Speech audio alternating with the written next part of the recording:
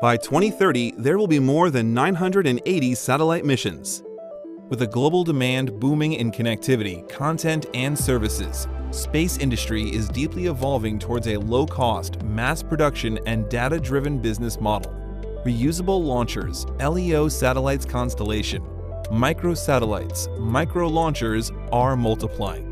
At Capgemini Engineering, we leverage with over 30 years of experience in engineering and R&D services to support space players addressing their challenges. We help them to reduce costs and lead time while respecting all requirements including security.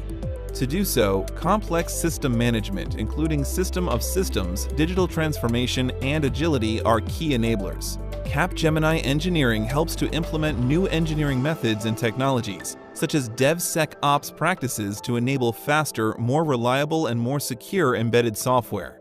Cloud, Agile method, flexibility, 10,000 engineers, Agile and DevSecOps.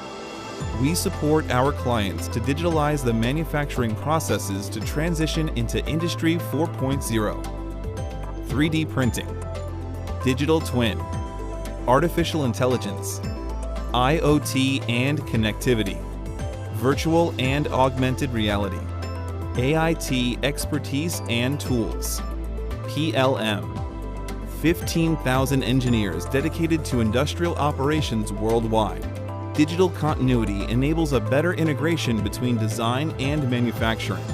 We accompany space players on their implementation of means and processes to increase their capability to deliver value faster and to adapt themselves to the new domain challenges.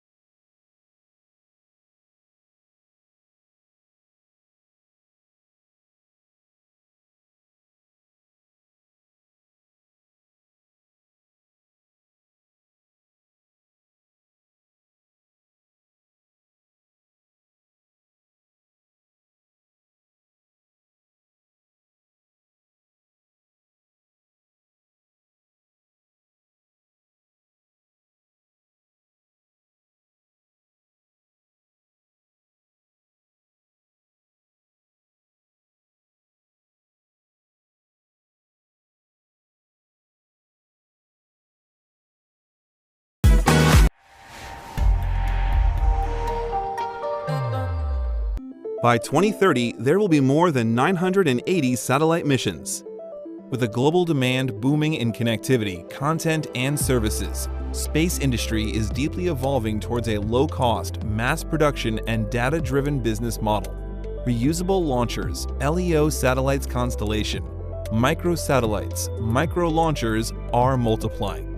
At Capgemini Engineering, we leverage with over 30 years of experience in engineering and R&D services to support space players addressing their challenges. We help them to reduce costs and lead time while respecting all requirements including security.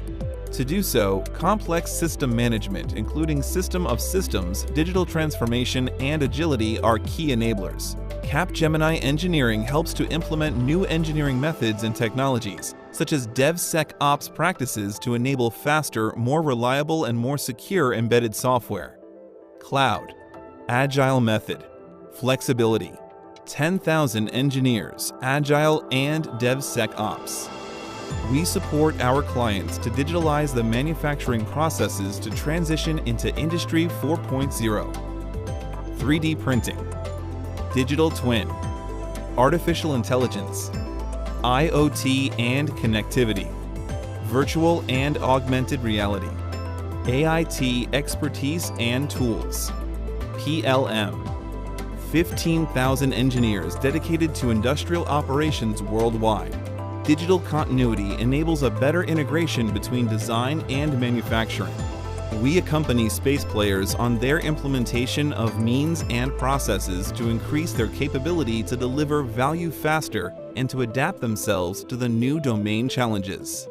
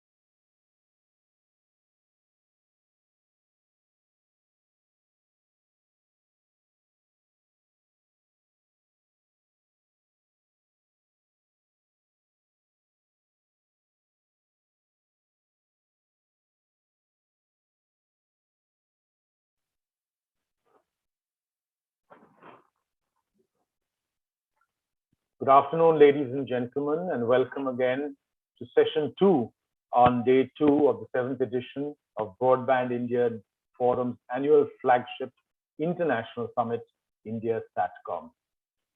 The theme that has been set for India SATCOM this year is mainstreaming SATCOM for accelerating digital India. And the theme for this particular session is the complementary role of SATCOM to help achieve broadband for all. Some housekeeping announcements before I hand over to the moderator for this session. All speakers are requested to please keep their mics on mute if they are not speaking. Keeping your camera on is a matter of personal choice and convenience, except when speaking. However, in the loss of bandwidth, my personal experience has been that switching off the camera seems to help. While sharing your screen for a presentation, please put the presentation in the slideshow mode. This event is being recorded, and the link will be shared with all participants to revisit and share with your colleagues and friends if you wish. Last and not least, I'm conscious that I have overstepped the time, but may I request all the speakers to remain time sensitive and stay within the allotted slot to create a better experience from all our attendees who are part of this session today. With that, let me invite Rahul Bhatt from OneWeb, who is also the co-chair of BIF's SATCOM committee, for his welcome address. Rahul has over 25 years of experience in the telecom and digital regulations domain. He is an expert on telecom licensing, economic regulation, spectrum management, new technologies, and regulatory litigation. He also serves as Chief Regulatory Officer, India and South Asia for Bharti Airtel, and is Vice Chairman of the Indian Space Association.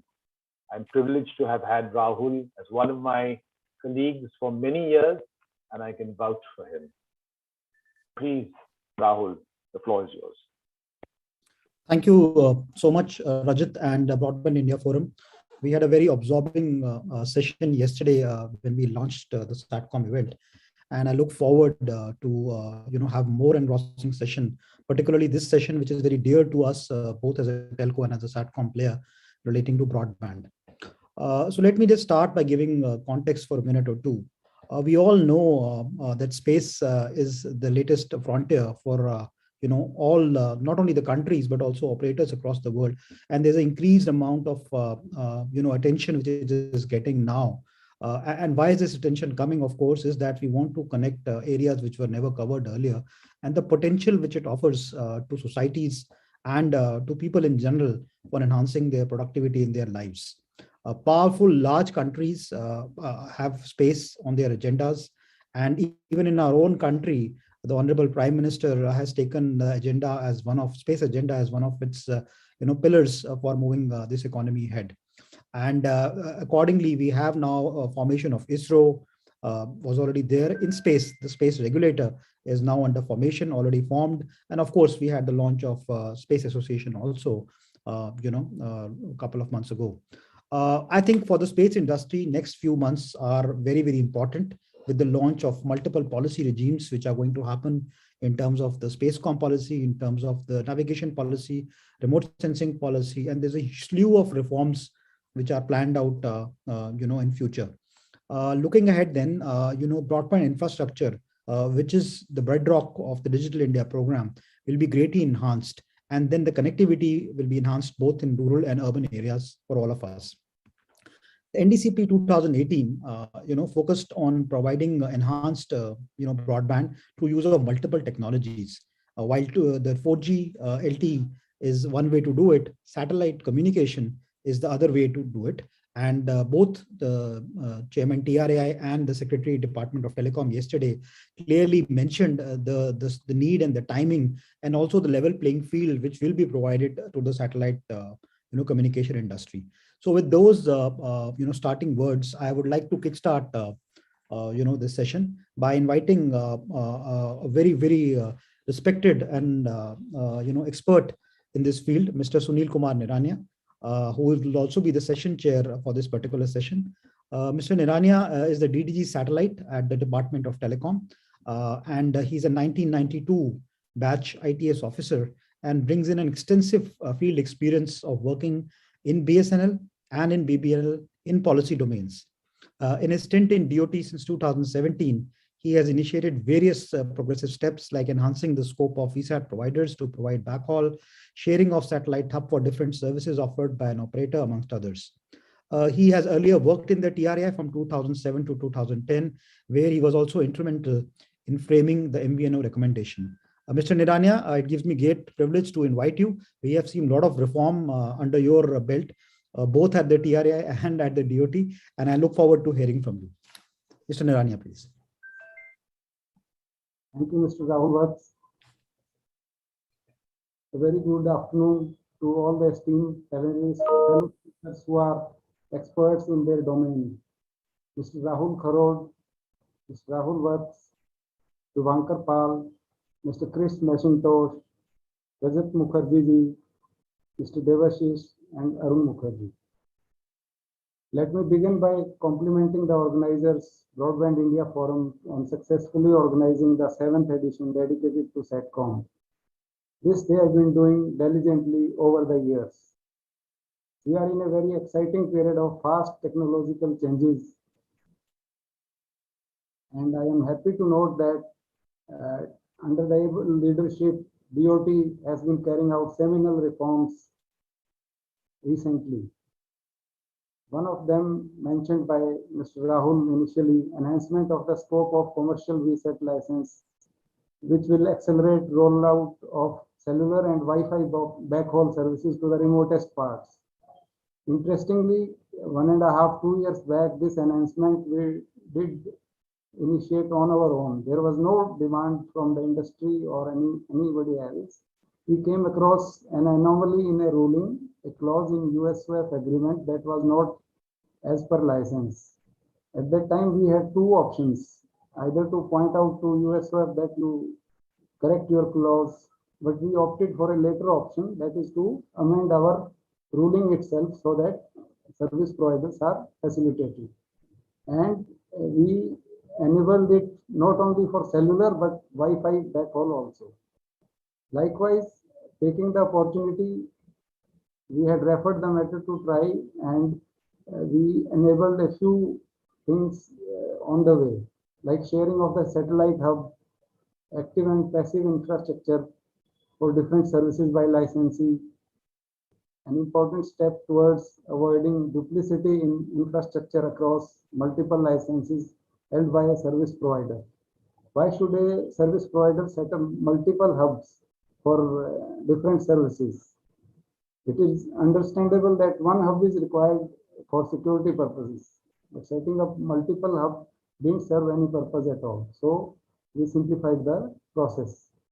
For captive licenses too, the entry fee has been halved to 15 lakh rupees, and different provisions simplified. Data speed restrictions have been done away with. As a part of recent reforms in telecom licensing, some amendments on SECFA clearance procedure, wherein it has been made a contactless procedure, wherein this clearance can be obtained through self-declaration in an automated and time-bound manner. Decision has been taken and is being put through. Then the bank guarantees have been made 1/5 of the earlier amount, and there is a rationalization of long pending demand of simplifying the AGR definition.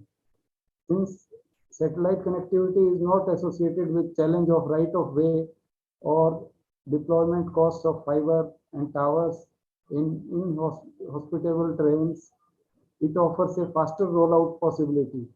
And we at DOT are committed to remove hindrances, if any, in the rollout so that satellite communications emerges as a viable and preferred solution to deliver broadband for all. Proceeding steadily on this path, the string of measures also include our initiation for revision of TEC interface requirements for FSS and BSS, a small but important step, including C-band in IFMC, which we did recently, few days back. In our mobility IR, we have enabled use of C-band for in-flight setting up of the hub. Earlier, this band was somehow missing. So with these small and big measures, along with those on the anvil, we expect to propel growth in the sector and position SATCOM as a mainstream option. We are fully aligned to the capabilities provided by the modern age next generation technologies like high throughput satellites and LEO and MEO satellites, which are coming in a big way in coming years. All these measures, along with SpaceCom policy opening up of the space segment for private entrepreneurs, should facilitate satellite-based applications, which would eventually translate into economic gains for the nation. With these new initiatives from the government, coupled with committed support from industry, we expect to see SATCOM play a vital role in the future and bridging the digital divide. As per ICRA, presently there are about 300,000, that is 3 lakh VSATs, and they are likely to grow fivefold by 2025. It is important to understand that contrary to a few concerns regarding competition with terrestrial technologies, enhancing SATCOM capabilities will actually complement them and facilitate a dynamic combination of digital technologies to establish ubiquitous connectivity. Important works in progress that I may like to highlight are: we are working on trial recommendations on narrowband low bit rate applications, which would have important component of mobility. So that is at an advanced stage of processing. Another point I wanted to mention was that for newer technologies, we think that our unified license is already enabled to cater to them. By taking GMPCS license or NLD license, service providers can get the service authorization. Only the gap we thought was that setting up of the gateways by licensee themselves, each and every licensee can be an impediment. So we sent a reference to TRI, and on 15th, TRI has released a consultation paper on the gateways regime also. Probably we would be able to have third-party gateways which all operators would be able to share. We are also working in a big way on simplification of the processes so that rollout of all the services by the SATCOM operators is made faster. With this, I would like to conclude and look forward to listening to you, your expert views and from the industry and experts. Thank you so much.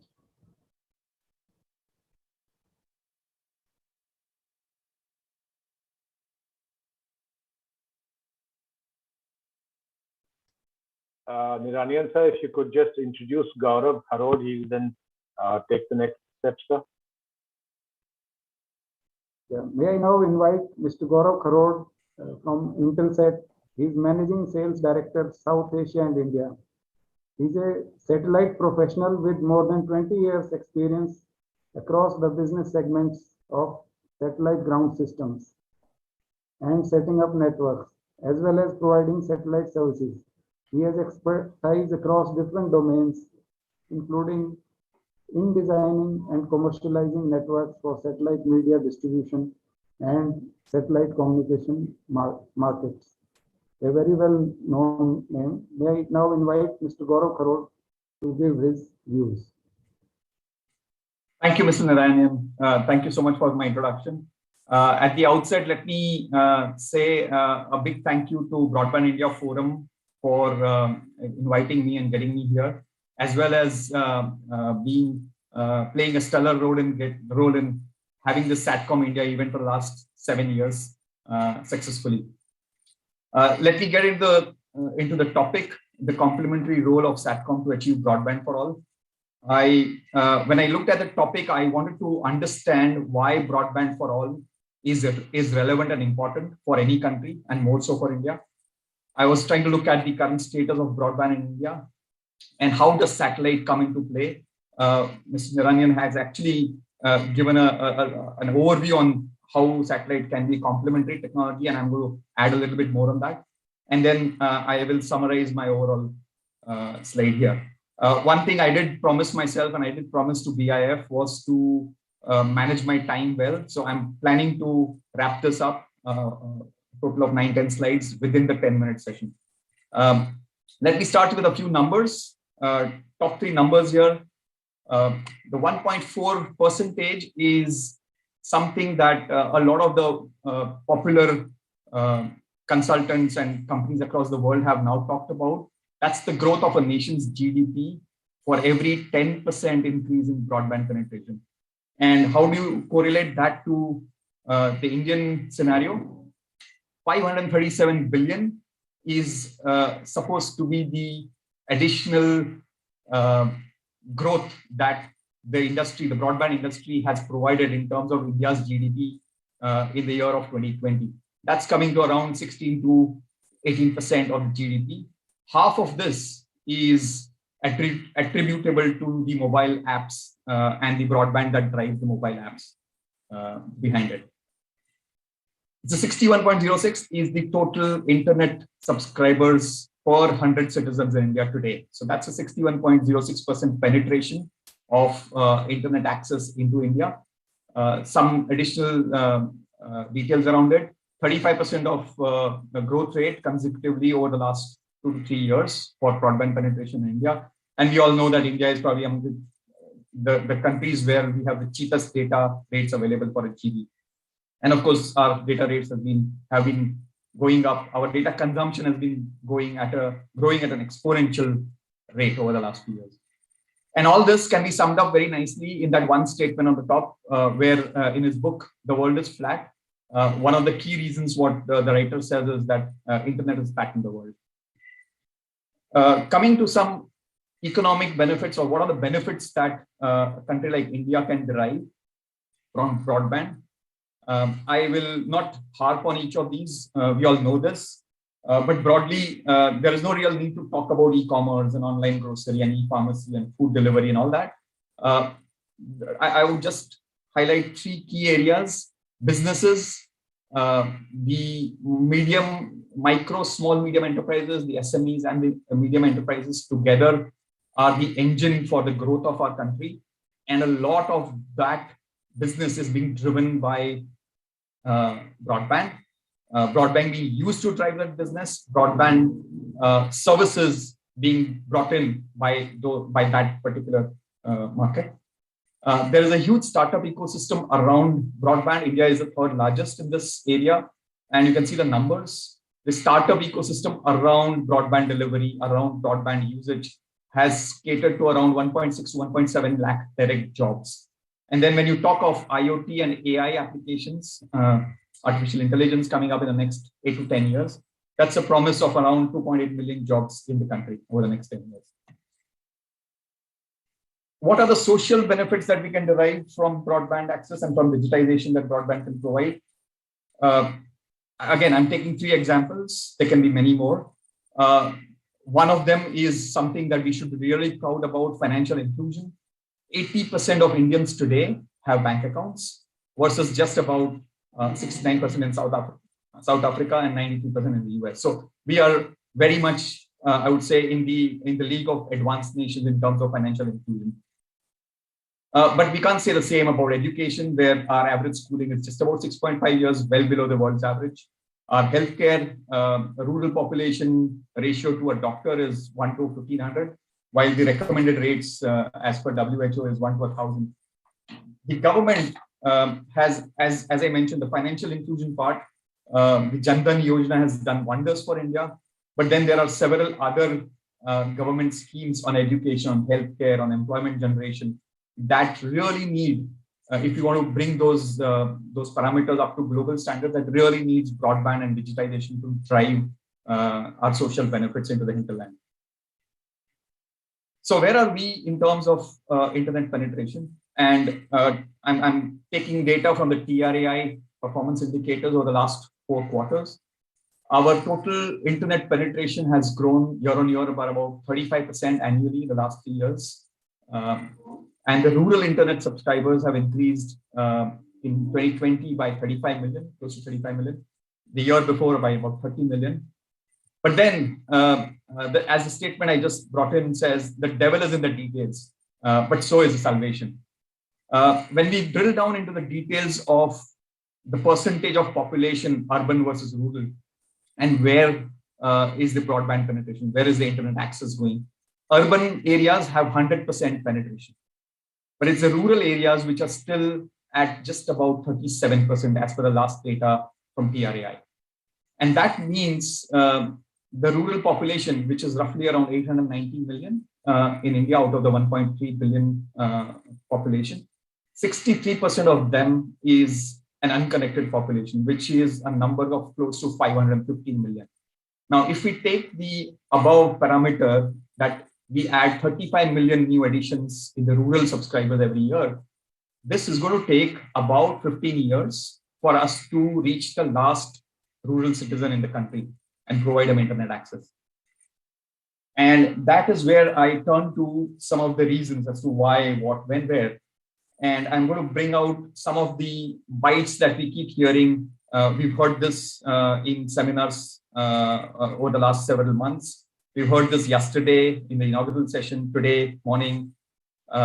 These are some of the things that the government has been doing, but then there are a lot of challenges to broadband penetration. Rural population density may not be the best.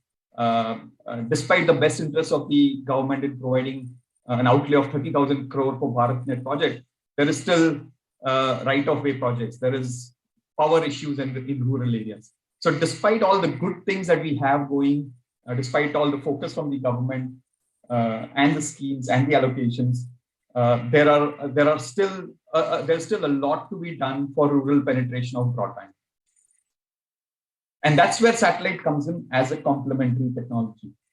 Now, most of you would know how satellite works, but I've chosen a few parameters here on the left, which highlight how satellite is complementary, how satellite is not really competing, but it goes hand in hand, where terrestrial cannot really progress.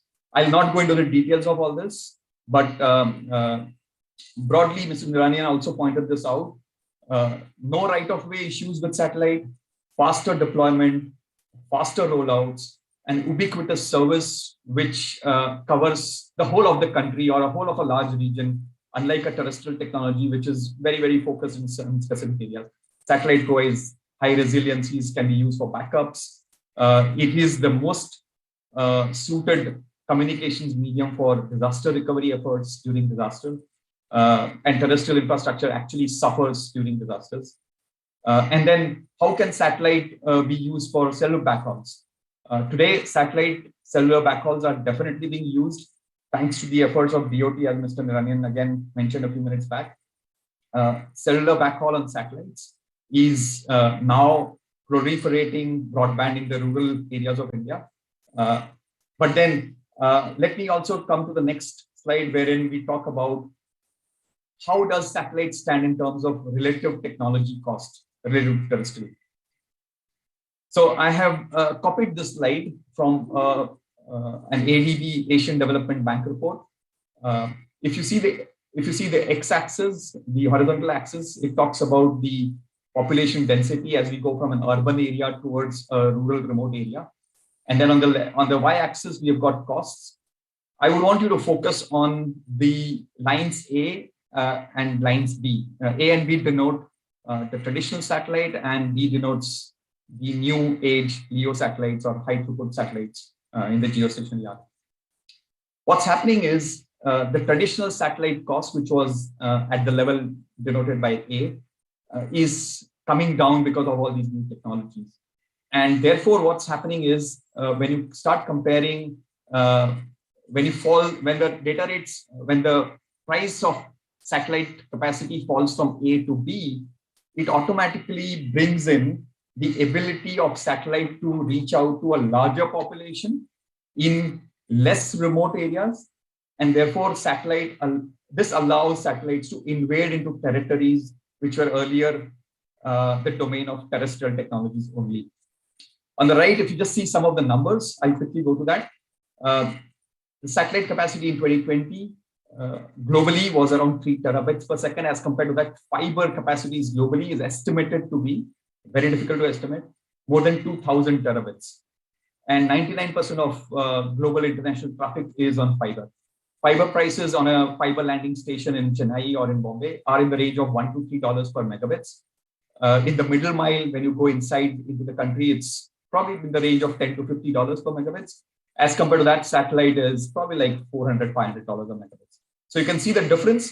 But as I said, satellite is bringing the value from A down towards B. And that's why satellite is getting into the mainstream.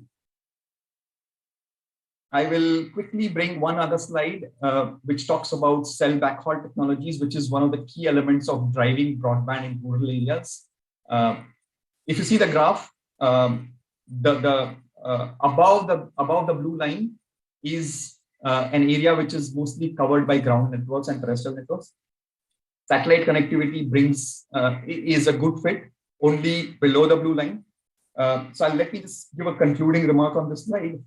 If satellite costs are in the range of, let's say, $300, if you see the graph, $300 per megabit per month, then satellite can only support a site which has a maximum monthly traffic of 600 gigabytes of traffic on that site. To support more traffic on a cell site economically over competing technologies, satellite price needs to drop off, needs to come down. And that's a function of new technologies, which, as Rahul said already, the industry is bringing in new technologies by leaps and bounds. And therefore, in summary, I will say, and I'm going to read out, sorry for going point by point on this one. Satellites have strengths that complement terrestrial technologies. SATCOM exists today as a significant component in delivery of broadband connectivity through cellular backhaul networks already. It's poised to bring broadband and make it more relevant for addressing the growing digital divide as technologies come in. NGSO satellite constellations bring in huge supply of capacity, and I'm sure Rahul and his OneWeb team can elaborate more on that. And newer models and technologies are going to take broadband over satellite solutions directly to homes, thanks to all of these new technologies. I think with that, I end my presentation. Thank you all. And before I hand it over to the moderator, I would just want to say, I took a lot of these inputs from several data sources, the TRAI, Broadband for Inclusive Development from Deloitte, and from an ADD report. Pardon my plagiarism, but I feel plagiarism is the sincerest form of flattery. So thank you all for having done this wonderful work. Thank you. I hand it over back to the moderator. Now, I have pleasure in inviting Mr. Rahul Vats, who is the Chief Regulatory Officer of Bharti Airtel. He is that of OneWeb and Vice Chairman of newly created Indian Space Association. With 25 years of experience in telecom licensing and regulations, new technologies and litigation. He also serves as the Chief Regulatory Officers India and South Asia, Bharti Airtel. May I now invite Mr. Rahul Vats to make his presentation. Thank you so much, Mr. Nirania, for this introduction. And thank you, Gaurav, for a really simulating presentation, which really sets the ground, for this particular session. So we all know that broadband connectivity in India is still largely using terrestrial infrastructure. I think Gaurav covered that in quite a detail. And why the need of satellite through broadband is there. I think that part is fairly addressed. I would like to take it ahead from there and really try to focus on what is it that is really going to help out to the country in terms of the satellite broadband, right? I think the very first thing which comes out to us is the universal coverage, right? Large stretches of land not covered. The Prime Minister mentioned about from desert to hills of Northeast. I think exactly the point. I think we can cover the remotest part through the use of satellite. So that's one big, advantage of, going with the satellite broadband. And second point is about the affordable cost. We are part of a lot of subsidy projects as Airtel across Northeast, Meghalaya, even Arunachal, which we recently, it was a tender we participated in. And laying infrastructure out there in very, very tough terrains is not easy, right? Trying to cover those areas entails cost, maintaining the network entails cost. And I think according to an estimate, it can cost 10 to 20 times more to connect last 10 to 20% of the remote and distant population through terrestrial technologies as compared to satellites. So the cost of rollout of terrestrial technologies increasingly becomes exponential for remoteness. And I think that is where the satellite broadband can really play a big part. The third thing I wanted to mention is about the capacity. All right, the effective utilization of spectrum across the geographical coverage of GSO or the NGSO satellite has now started creating huge amounts of capacity. That was once unheard for satellites.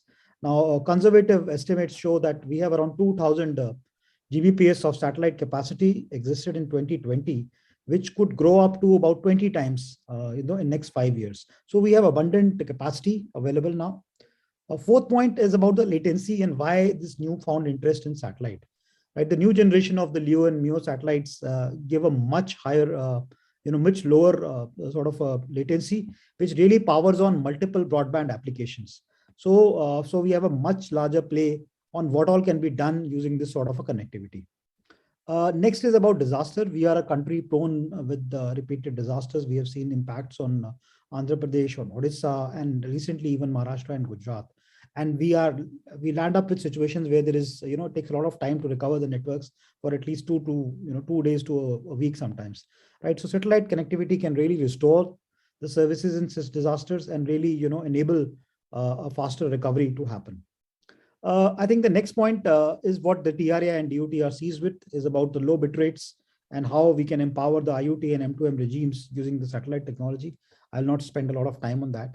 And lastly, a topic of renewed interest now is the value which the satellite will get in the 5G ecosystem. The vision of 5G is driven by increased data rates and connection density, significantly reduced network latency and optimized network efficiency. However, there are several use cases where standard terrestrial coverage is either not present or possible. And this will make the satellite system very uniquely positioned to bridge the gap. So key areas where satellite will play an important role in a 5G ecosystem will include the satellite backhaul for 5G cell sites, IoT over satellites, coverage I already covered about, resilience to mitigate the problems of overload or congestion, and even reliability across bands. Having said that, let me just take a minute or two on OneWeb. As you know, OneWeb is a LEO constellation, and we are planning to have a constellation of 650 satellites. And currently, we already have around 358 satellites which are in the orbit, already working. And our services are also available 50-degree upwards north latitude today, which covers large parts of UK, Canada, Greenland, etc. And by middle of 2022, we are hoping to cover the entire globe, with the OneWeb network. So OneWeb satellites are a network of gateway stations, and we provide services to a range of user terminals, which provide affordable, fast, high bandwidth, low latency, and they are ready the pathway for the future of technologies. OneWeb has a global priority spectrum from ITU, which enables us to have a sort of an interference-free network to start with. And so throughout of 2021, we have been testing our network and conducting demonstrations with key customers for commercial services also. Also, I'm very delighted to share that ISRO and OneWeb are working together, and we will be using ISRO's PSLV and new rocket GSLV Mach 3 to really power some of our satellites into space. So OneWeb services would have immense value for telcos, for backhaul, for 5G in remote areas, and serving the industry 4.0 and IoT as well for usage in maritime, aviation, and defense. So let me conclude, by saying that the demand for bandwidth is growing in light of increasing communication needs for socio-economic development, connecting inaccessible areas, proliferation of broadband. and increasingly, usage of online services, by customers. Now, India's growing capacity of satellite communication can be harnessed to meet the country's communication demand for future. We saw the huge gap which came out in the data shared by Gaurav. However, what would be required is that we would require, this is a nascent industry, so we would require a lot of support from the government to enable, this road and this journey. And with that, we can, really, power on the entire thing. In the past, the satellite industry has really played a catch up. However, with the evolution of technology, satellite providers can now offer a range of services while enabling the mobile and fiber operators to leverage satellite connectivity to expand their coverage. So I think this is a path now where we actually work as a complementary technology to try to enable the overall spread of broadband, across the country. And some of the usage is already found in the BharatNet projects, where we are trying to solve some of the infrastructure backbone, issues which are there. So all these potential advancements augur well for many more futuristic services based on internet, which could, move over to satellite constellations in years to come. So that's what I really wanted to say on this. Thank you so much, Mr. Narayan. Thank you so much, Rahul. Now I have pleasure in inviting Mr. Shivankar Pal, the Senior Director and Global Research and Innovation Leader for Future of the Networks, Capgemini Engineering. I hope all connectivity issues are sorted out and you are ready to go, Mr. Shivankar Pal. Yeah, I am ready to go, and I hope my... Paul has 21 years of experience in telecom and related industries. His interest areas include Open RAN, SATCOM, network, artificial intelligence, cloud native technology, 5G, and beyond networks. His extensive experience in presenting technical papers, has white papers published in IEEE forums and other international events. Surely he has something to say on cutting edge technology. Over to you, Mr. Shivankar. Thank you very much. So I'll be talking about with satellites, how we can get the future you want. So so satellites are and the technologies around that are creating a new space that is with the commercialization of the space sector. We saw earlier only the government had all the control on the space sector. Now with the new space, I would like to focus on the technology aspect of this, like how this new space is also fueling new technologies and trying to make this entire satellite ecosystem more sustainable. For example, this the trend that we see in the market are the recyclable launcher rockets that is reducing the overall time for the overall time and cost for the launches, the disruptive technologies that are coming in. Artificial intelligence and big data technologies are also helping to have a more optimized launch and the overall operation of the satellite sector. And it is also fueling use cases like manufacturing 4.0, like how we can have a digitally enabled manufacturing and the next generation of manufacturing use cases that are possible with that. So one thing that is very important here is the DOs, because as some of the previous speakers were also saying, is that like there is a immense increase in the requirement of internet. There is a 10x increase in the internet, as the ADB report says, and there will be digital applications that will be now enabled with this internet thing. So that is the demand part that is fueling this satellite requirement and the connectivity through a satellite. And in the supply side, the reduction in the cost of launch and the entire life cycle of the satellites, this is also becoming much more cost effective and sustainable. So the supply of satellites is also much more easier. So the report says that the amount of data traffic that will go through the MEOs and the LEOs will be 10 times more than what we have seen in the past decade. And one estimate says that Starlink itself will be supporting close to 23.7 terabytes per second bandwidth. So that is the kind of traffic we see. So the vision that we have with this satellite sector coming in is that there'll be a global digital network through space that will be created, and that will be connecting the unconnected, especially the people who are deprived of the internet today. We have seen there are many projects like Loon from Google and some other projects like from Facebook, but they were not successful in past. They were not sustainable. So now it is the era where a sustainable business, sustainable ecosystem around technology is also coming in.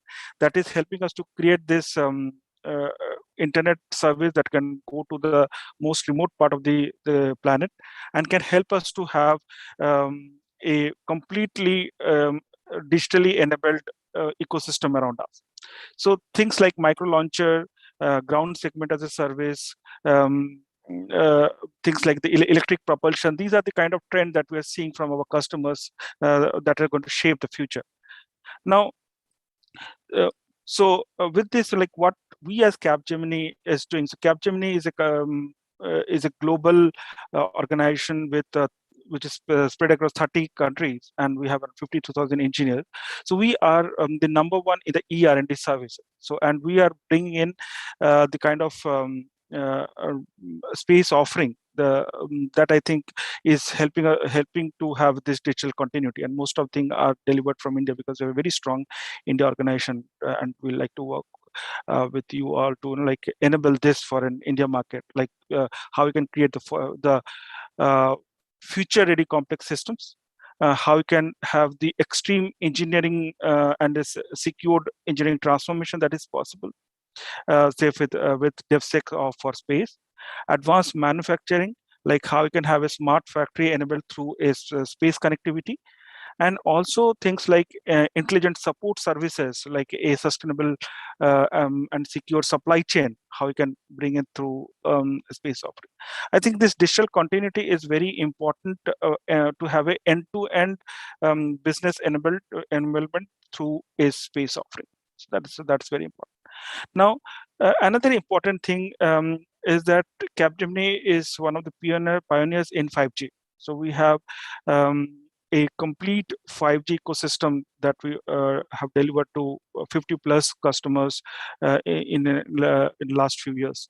So what we are also doing, and that I think is another thing that is going to have a major impact in the space sector, is how we can have the radio networks up in the satellite. So that from my phone, I will not have to look for the nearest terrestrial antenna, but it can go directly to the satellite. Apart from the backhaul networks and other places where some satellites plays a major role. So we have developing a complete stack that can go into the satellite for creating the G-node base or the next generation radio networks up in the satellites, specifically in the LEO and WO sector.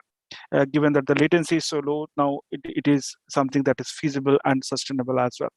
In a complete open ecosystem, that I think is going to be another major thing as we go for an open network and open connectivity through a space sector. So few things that we have seen in past which didn't work, but now they are again coming up with a new engineering architectures, with new engineering inventions, I will say. For example, what we have done is we have created an Ecosat platform.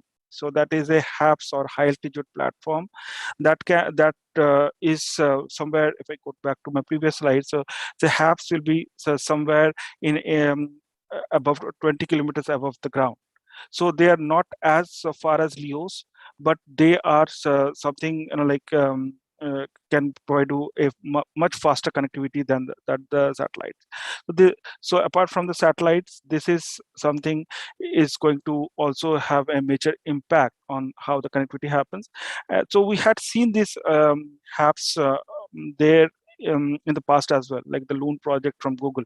Now they were not sustainable, and they have to brought down earlier this year, because having them afloat, having them operational was quite a cost.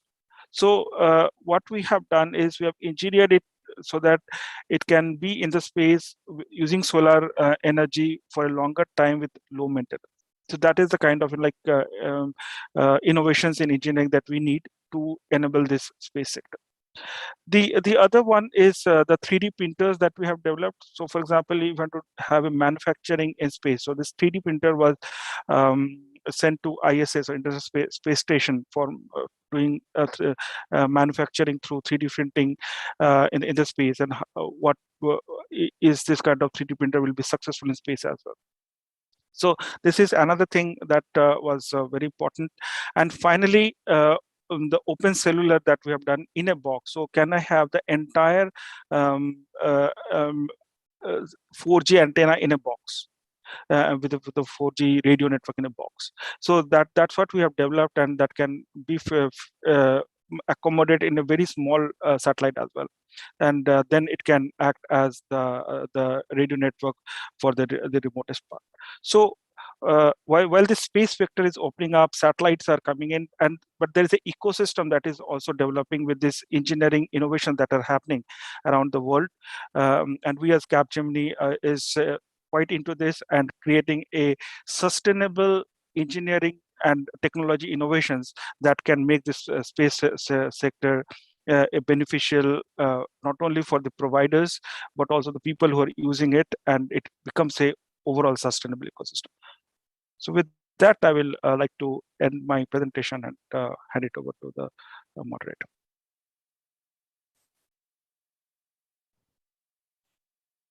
Thank you so much, Shubhankar. May I now invite Mr. Chris McIntosh, all the way from UK. He is CEO of Methera Global Communication Limited. A retired British Army officer, he has worked with the high threat cable and satellite comm environment for over 30 years, a member of Space Trade Association and National Security and Resilience Consortium. He has earlier led to inception and growth of Viasat's European satellite capabilities as CEO of Viasat UK. Mr. Chris McIntosh, please. Thank you.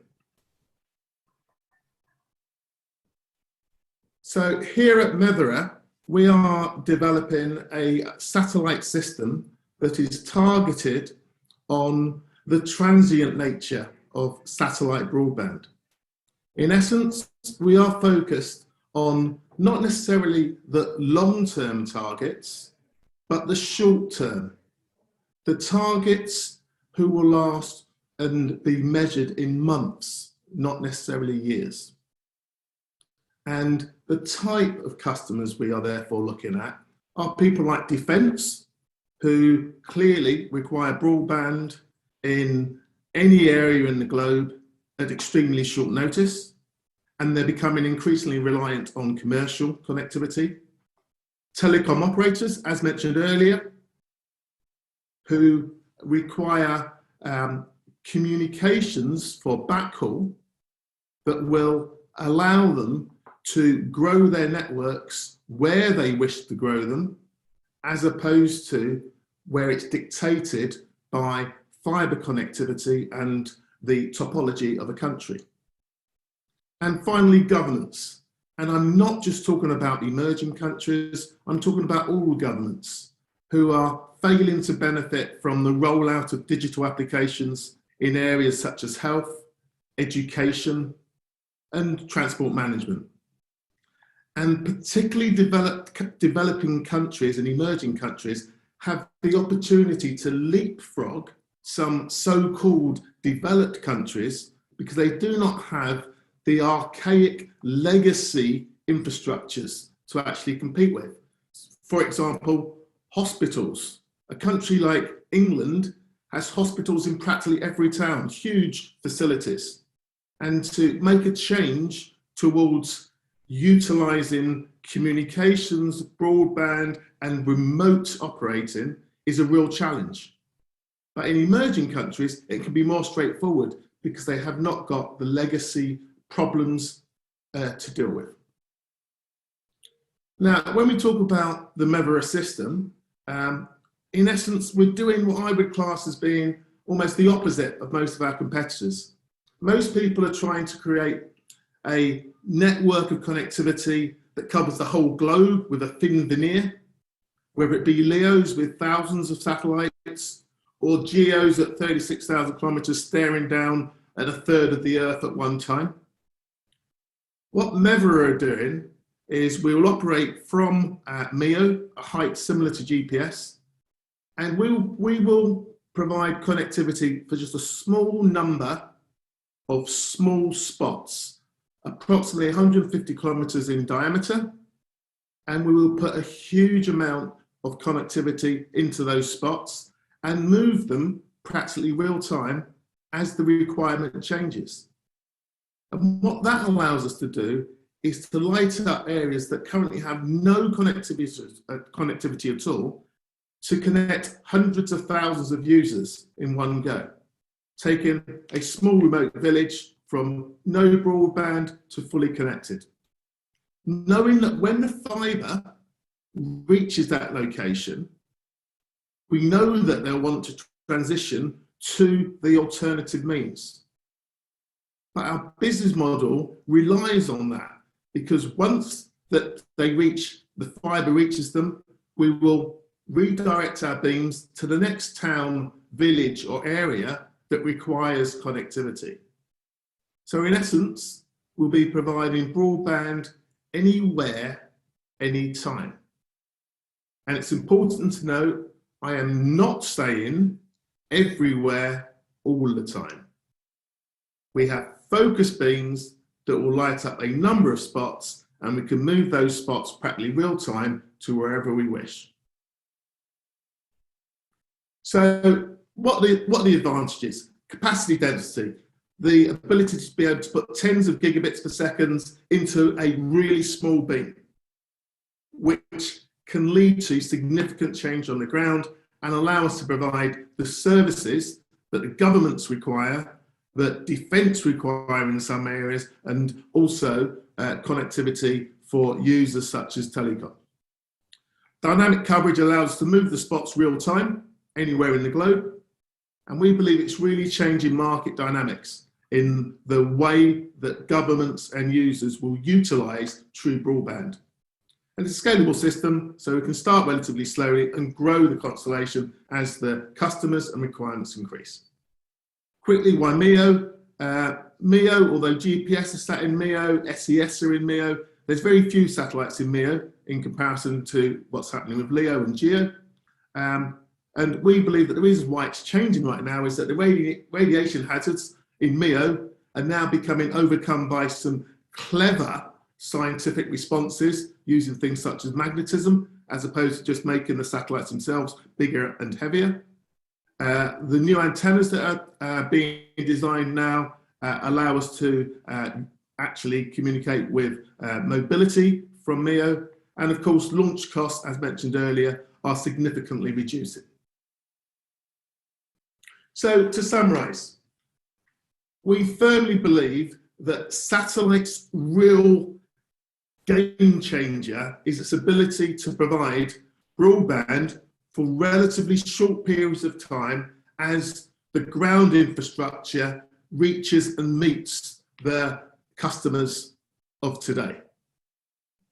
And once they've got a layer of connectivity, we also believe that the cycle will continue as the amount and type of connectivity will change. Therefore, there will always be a requirement for satellite connectivity. We're very much complementary, especially to LEO and GEO, who, as mentioned, have great difficulty in surging their capacity in any one area, whereas that's very much what our system is designed to do, to connect areas for limited times for in different areas of the globe. And of course, unlike most satellite operators, we see ourselves working together with terrestrial and, in essence, growing the demand before the terrestrial services have reached them. It's a novel mix of proven technology and a unique control system. And as mentioned, we're focused on the transient nature of satellite broadband. Partnership is the heart of everything we do.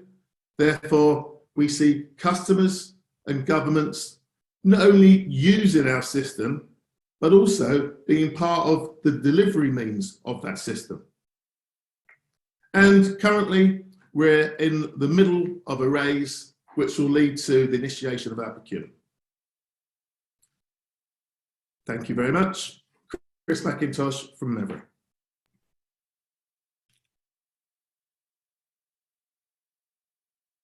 Thank you, Chris, for this enlightening talk. Really appreciate the perspective shared by you. May I now invite Devashish Bhattacharya, who is the Senior DDG for Broadband India Forum.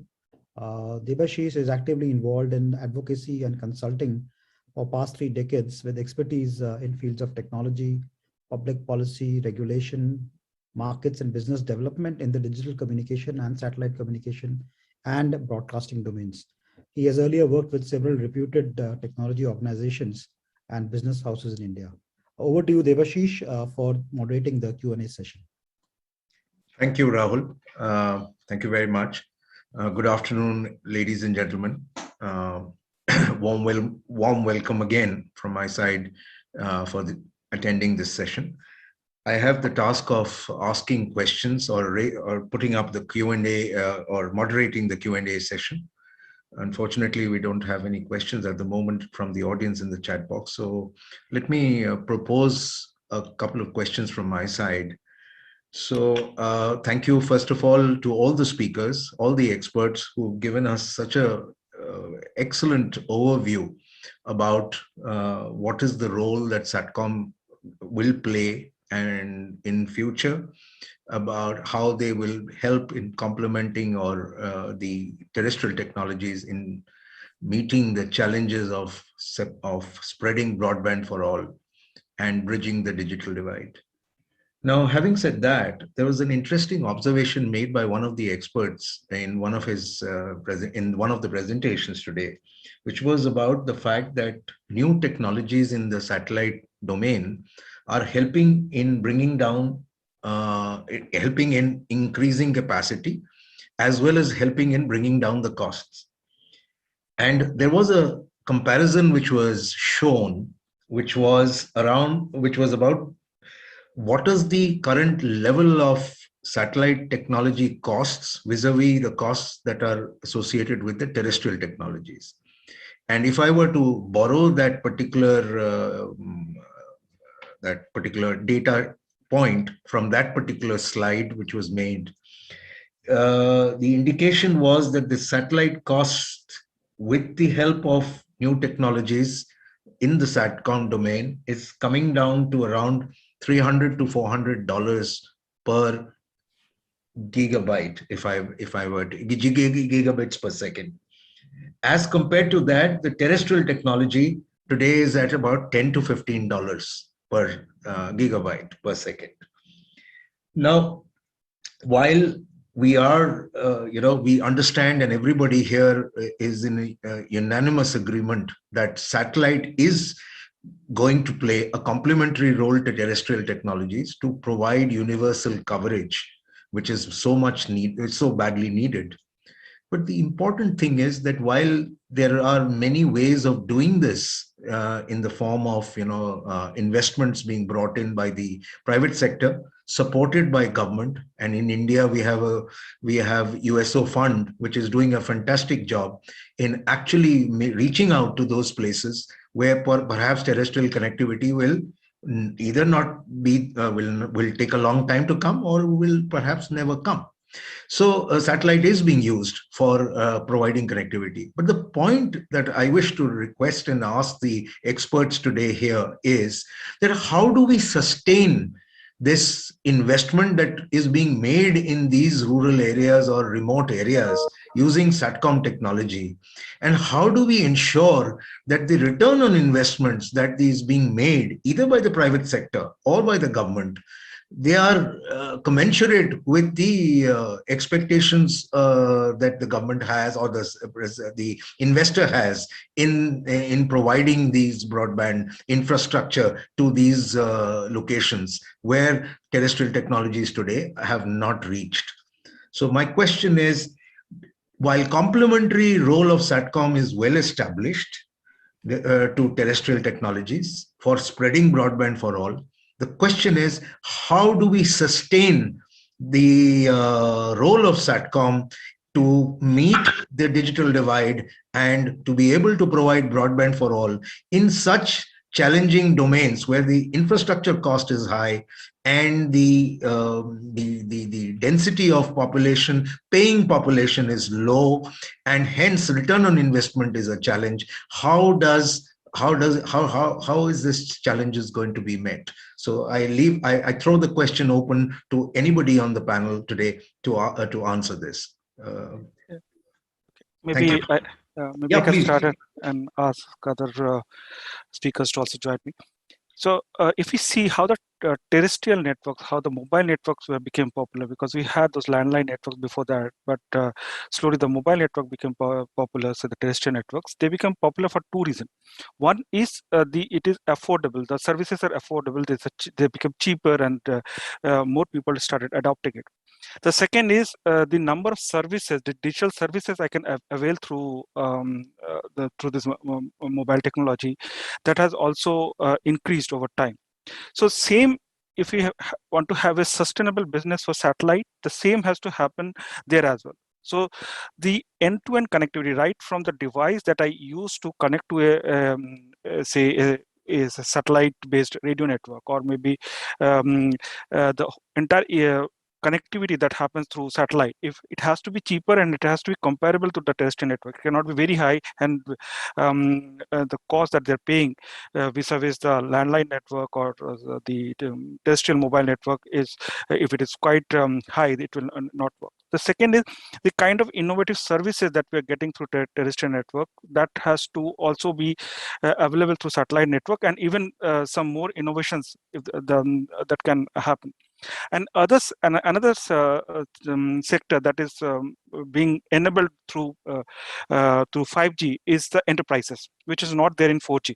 In enterprises, like the factory, the stadiums, the places like where the large number of users are there, but they are maybe in a remote place, for example, a mine.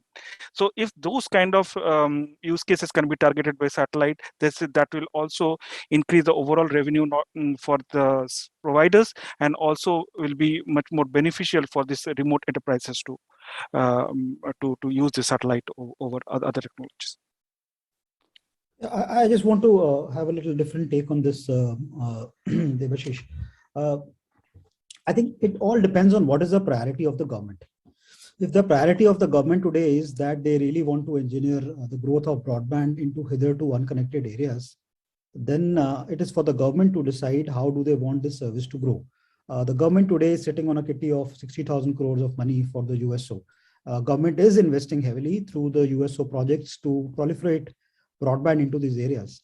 So the government's intent is clear. They really want to go to those areas. So large part of projects, and the customer can be the government of India, it can be Ministry of Education, it can be telemedicine, it can be the local panchayat, right? For all you know. So there is this customer who is going to be there, and there is the government which has the kitty to be able to do that, provide that service. So as far as investment is concerned, I think that is the prerogative of the government to enable the journey faster and make it easier for us. As far as the satellite player is concerned, here is where I agree with Shubhankar. There are opportunities available in maritime, in flight, right, in enterprises, to be able to really make that gap. And let's not forget services like disaster, right, gives an opportunity for the government to use them again. Defense, for example, right? Defense can be a big user. In fact, one of our early users across the globe for OneWeb is actually turning out to be defense, who are using, wanting to use, the services for a plethora of, activities. So I'm saying that actually it is the intent of the government which will trigger, the first rollouts, to happen. And then, it's like a business cycle. It starts churning after that. Thank you, Shubhankar, and thank you, Rahul. Anybody else? Can I just add one thing, please? Yeah, please. Yeah, certainly. Yeah, I agree with everything that Rahul just said, and it is focused on the governments, but I also believe that it's for the government to do their own business case so that they understand that we are not talking about providing broadband or internet to the end users. What we are really talking about is providing an infrastructure that will allow the governments to provide services in a different way that is often cheaper and better. Therefore, governments have to look at this as an opportunity to invest in an infrastructure that will form the basis of new services and improved services across their nation. And it's not until they look at it collectively and holistically that I believe that governments will be making the correct decisions and investing in a broadband infrastructure. Thank you, Chris. Anybody else would like to have a go? Gaurav? Yep.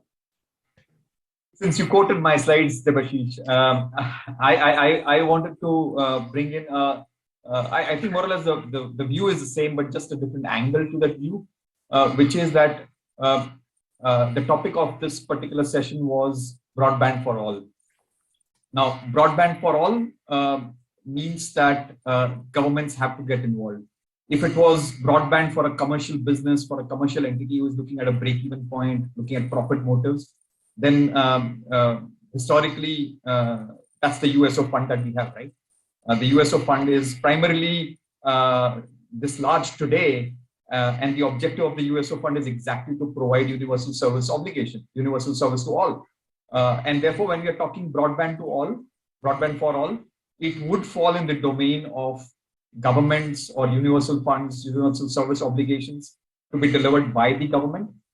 And so while I concur with the views of the others, Rahul and Chris, all I would want to add on to this is when you are doing broadband for all and when the government is getting involved in that, the view is not a break-even point. It's not just a commercial. The view is how do, if I get 10% more broadband penetration, then I get new startups, I get new social benefits out of it. And therefore the GDP of the country grows. It may not grow by exactly what the numbers suggest, but it definitely grows. So I think there is a whole lot of benefits around what broadband for all and what digitization can bring in, and satellite has a role to play in that. Thank you. Thank you, Gaurav. Since everybody is pointing towards the government as being a major player in this mission, so may I ask the government representative, who happens to be the chair of our session today, Mr. Sunil Nirania, to kindly give his views also on this subject. Over to you, sir. This is a million-dollar question. How do we sustain role of SATCOM? This would encompass a lot of business models, and as an industry, we are doing so many things to make things sustainable. But my take on this is that we are at a very at a point which can be called as inflection point. You remember in telecom, we were in 2000 at such a point when DoT was the policymaker, we were the regulator, and we were operating the services as BSNL. BSNL came into being in 2000. So we separated our operating part, we made a separate regulator, and DoT just remained a policy department. So space is such an inflection point, and once the SpaceCom policy intention is translated, maybe we will see a very accelerated growth, and you would be able to make big leaps as we did in the telecom, because your entrepreneurial skills, they get matched with the policymakers who are listening and facilitating you, and regulator also playing its part. So once now we are in the midst of like shortages, but as we were in 2000 in telecom, there was long waiting list and all for bandwidth. Once the sector is opened up and industry forces are unleashed, I hope that prices will come down as Mr. Gaurav Rathod showed in his slide, that as prices go down, number of subscribers would increase, the backhaul becomes more remunerative, and it becomes a win-win for all. And customers would be served the best of the world. Thank you. Thank you very much, sir. That was very enlightening. I have one more question, which has been posted in the chat box. Let me take it up. The question is from Mr. Hemant Kashyap. It is about, it says, SATCOM will fulfill a lot of roles. One, from complementing ground networks to delivering connectivity to areas where ground networks cannot reach. However, which one would be a better monetization opportunity for SATCOM players? So anybody wants to answer this question, please? Shall I repeat the question? Yeah, sorry, if you can. So the question is, SATCOM will fulfill a number of roles, from complementing ground or terrestrial networks to delivering connectivity to wherever ground networks cannot reach. However, which one would be a better monetization opportunity for SATCOM players? I think it's not a question of better. It's about what is the capability available to you. What all can you do, with the technology you have. You are generating immense capacities in your network with low latencies. And I think whatever application, comes out to us is welcome, whether it is maritime, whether it is in-flight connectivity, whether it is a government user, defense user, right? Really, it's a matter of having a shop available with the stuff to be able to give to customers, and we have those capacities available.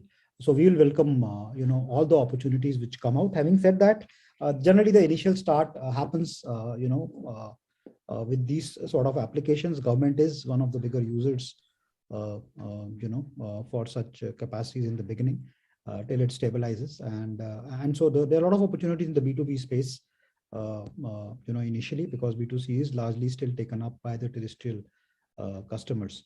So I'm saying it's just a matter of having everything under the plate to be able to offer. Thanks, Rahul. Anybody else would like to have a go at this question? Yeah, I'll have a go. Yeah, please, Chris, go ahead.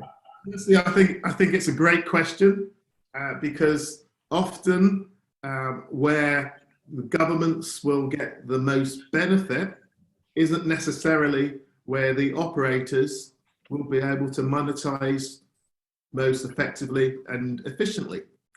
I agree that, of course, we've got to take it as a whole and look at the different areas, but I think the key message is that satellite operators have got to realize that in some areas we must be willing to take a loss, as long as we can subsidize those losses from other areas.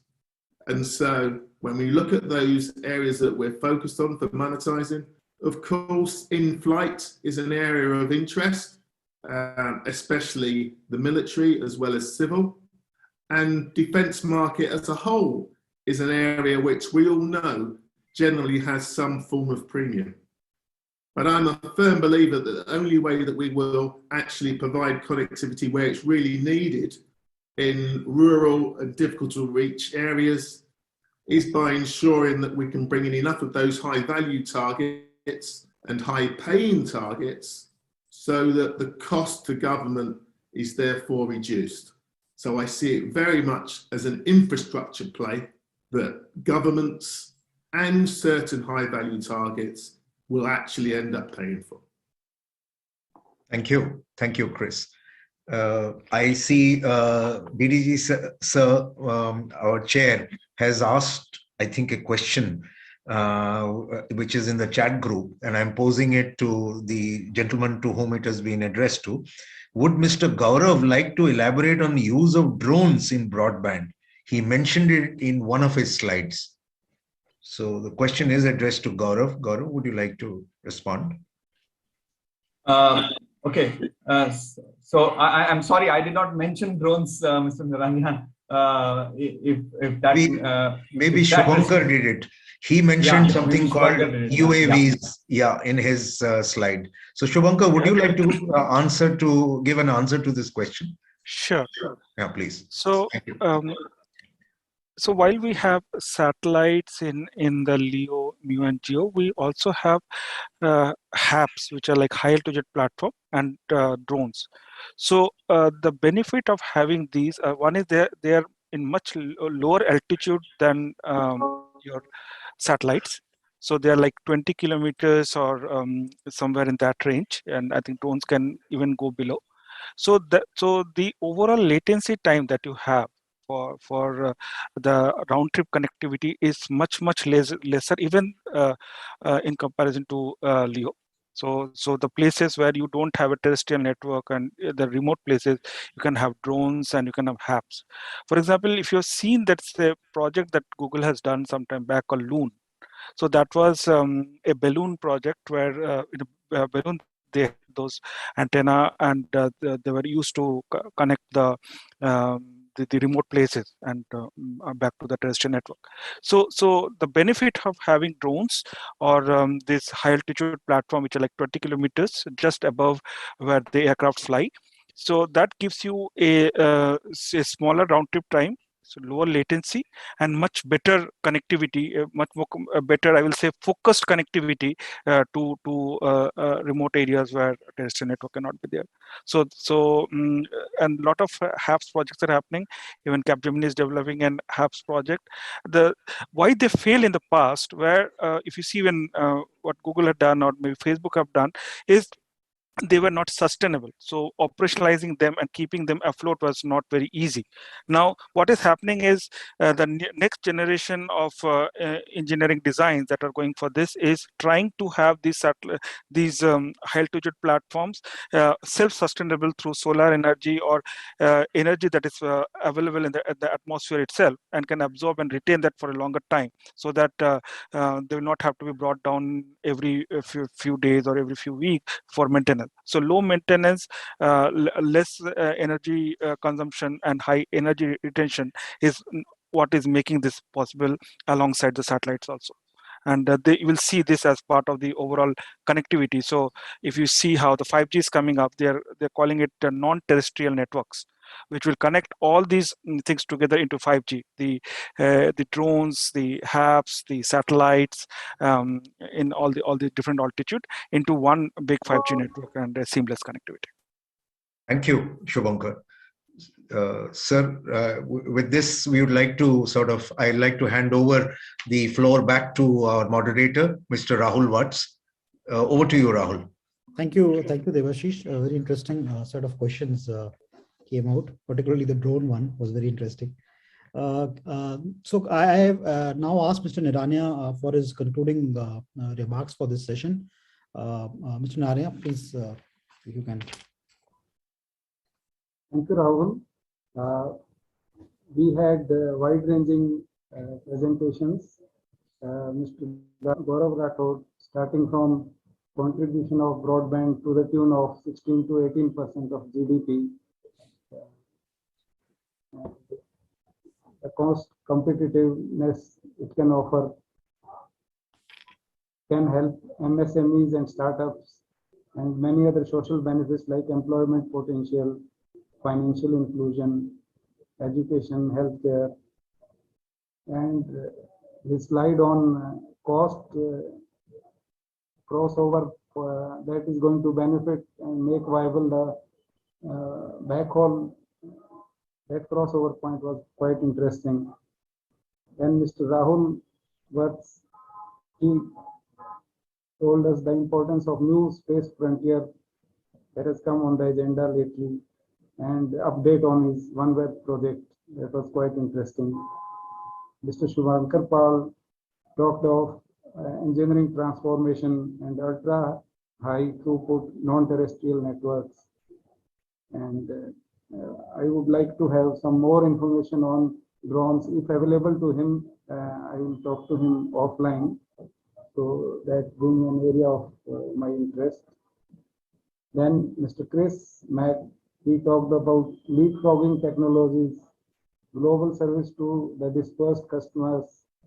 He introduced to the concept of moving spot beams of medium Earth orbit satellites. To conclude, being committed to improving the systems, we are always willing to listen to the valuable suggestions from industry organizations like IBF and individually from all the stakeholders. So I thank you very much for taking the initiative and hand back to the moderator. Thank you, Mr. Nirania, for your concluding remarks. You have been a pivotal in initiating a lot of reforms, within a short time in the satellite sphere, and we are hoping for. See, the problem with doing good things is that the expectation is raised for people, and that's where you find yourself now. So we are going to look ahead for a lot of policy clarity and directions, going ahead from the department. And thank you so much, for your time. May I hand over to Arun now for the vote of thanks? Arun, you're on mute.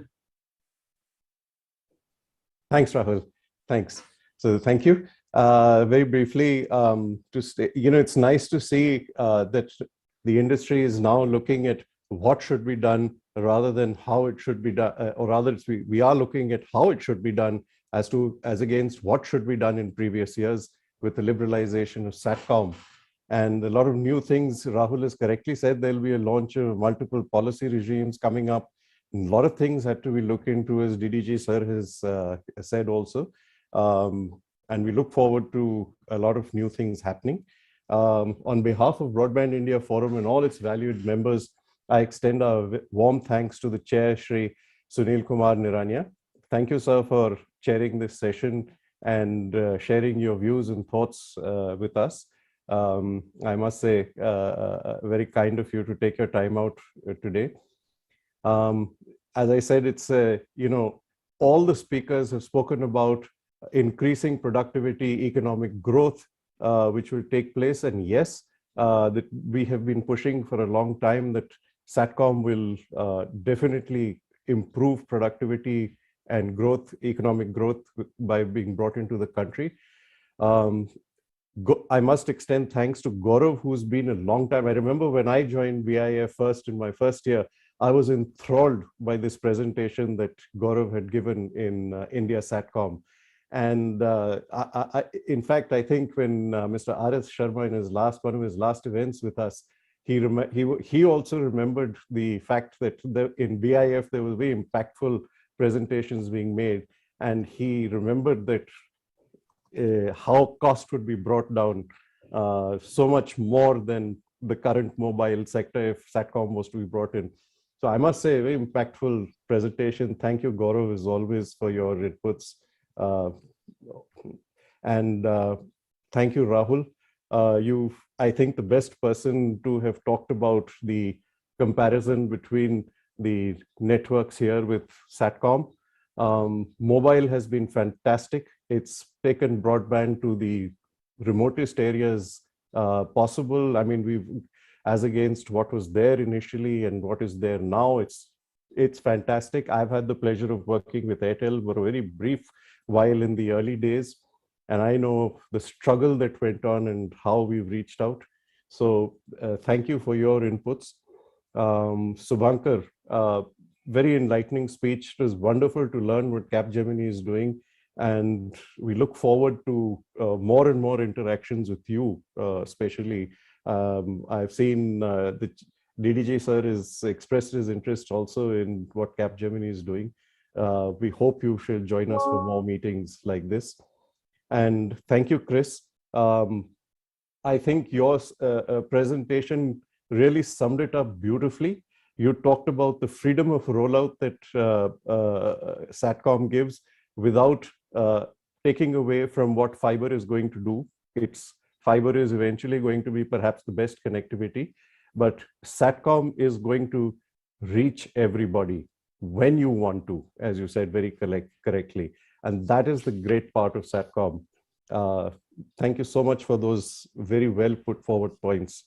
I thank Debashish for moderating for the question and answer session, which he so ably handled and taken up, and for his own very excellent question that he posed. I thank Mr. Rajat Mukherjee for organizing this whole event. He's been excellent in that, and I thank the audience for posing the questions, for being involved. Thank you. Thank you, everyone.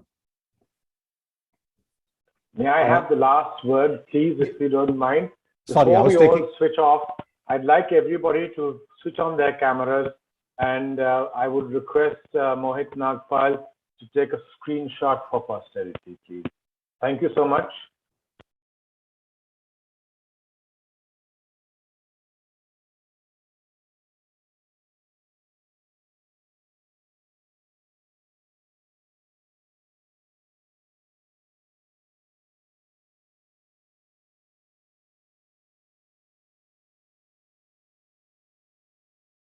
Audience members, the third session, session 3 on day 2, will be starting at 16:30. It's an interactive session, and we are going to have Mr. Ratnakara, who is the director of SATCOM in the Department of Space, along with Sri Sunil Kumar Niranian as well, alongside a whole host of industry representatives and advisors.